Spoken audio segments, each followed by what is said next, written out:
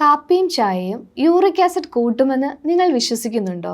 സന്ധിവേദന കൂടുമെന്ന് പേടിച്ച് കോഫി കുടിക്കുന്നത് നിങ്ങൾ നിർത്തിയോ? യഥാർത്ഥത്തിൽ മിതമായ അളവിൽ കാപ്പി കുടിക്കുന്നത് യൂറിക് ആസിഡിന്റെ അളവ് കുറയ്ക്കുമെന്നാണ് പഠനങ്ങൾ പറയുന്നത്. കാപ്പിയിൽ അടങ്ങിയിരിക്കുന്ന ചില ഘടകങ്ങൾ യൂറിക് ആസിഡിനെ പുറന്തള്ളാൻ ശരീരത്തെ സഹായിക്കും. എന്നാൽ ചായയുടെയും കാപ്പിയുടെയും കാര്യത്തിൽ ശ്രദ്ധിക്കേണ്ട 3 കാര്യങ്ങളുണ്ട്. 1. പഞ്ചസാരയുടെ ഉപയോഗം. ചായയിലോ കാപ്പിയിലോ അമിതമായി പഞ്ചസാര ചേർക്കുന്നത് യൂറിക് ആസിഡിന്റെ അളവ് കൂടാൻ കാരണമാകും. അതുപോലെ ദിവസവും 3 കപ്പിൽ കൂടുതൽ ചായയോ കാപ്പിയോ കുടിക്കുന്നത് ശരീരത്തിൽ ഡീഹൈഡ്രേഷൻ ഉണ്ടാക്കുകയും രക്തത്തിൽ യൂറിക് ആസിഡിന്റെ സാന്ദ്രത വർദ്ധിപ്പിക്കുകയും ചെയ്യും. ഇത് ഗൗട്ട് അറ്റാക്കിന് കാരണമാകും. കൂടാതെ കൊഴുപ്പ് കൂടിയ പാൽച്ചായയോ കാപ്പിയോ ഉപയോഗിക്കുന്നത് യൂറിക് ആസിഡ് പ്രശ്നങ്ങൾ വർദ്ധിപ്പിച്ചേക്കാം. ചുരുക്കത്തിൽ ചായയും കാപ്പിയും അധികം മധുരമില്ലാതെ മിതമായ അളവിൽ കുടിക്കാം. പക്ഷേ കൂടെ ധാരാളം വെള്ളം കുടിക്കുന്നുണ്ടെന്ന് കൂടി ഉറപ്പുവരുത്തണം. ശരീരത്തിൽ യൂറിക് ആസിഡിന്റെ അളവ് നിയന്ത്രിക്കേണ്ടത് വളരെ അത്യാവശ്യമാണ്. അല്ലെങ്കിൽ